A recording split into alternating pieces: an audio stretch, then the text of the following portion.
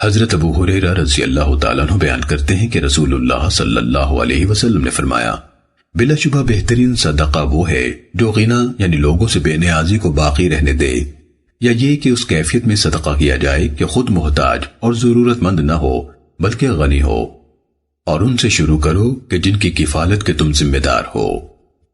سننے ابو داود حدیث نمبر 1676۔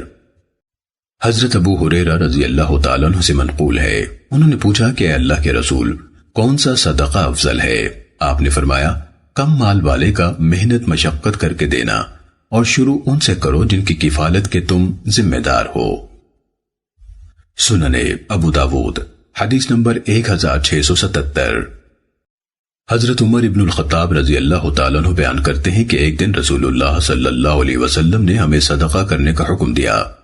اس موقع پر میرے پاس مال بھی تھا، چنانچہ میں نے دل میں کہا، اگر میں ابو بکر رضی اللہ تعالیٰ عنہ سے سبقت لینا چاہوں تو آج لے سکتا ہوں۔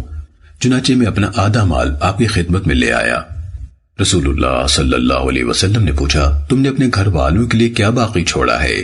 میں نے کہا، اسی قدر چھوڑ آیا ہوں۔ پھر حضرت ابو بکر رضی اللہ تعالیٰ عنہ اپنا کل مال آپ کے پاس لے آئے۔ رسول اللہ صلی اللہ علیہ وسلم نے ان سے پوچھا، تم نے اپنے گھر والوں کے لیے کیا باقی چھوڑا ہے؟ کہا، میں نے ان کے لیے اللہ اور اس کے رسول کو چھوڑا ہے۔ تب مجھے کہنا پڑا، میں کسی شے میں کبھی بھی ان سے نہیں بڑھ سکتا۔ سننے ابو داود حدیث نمبر 1078۔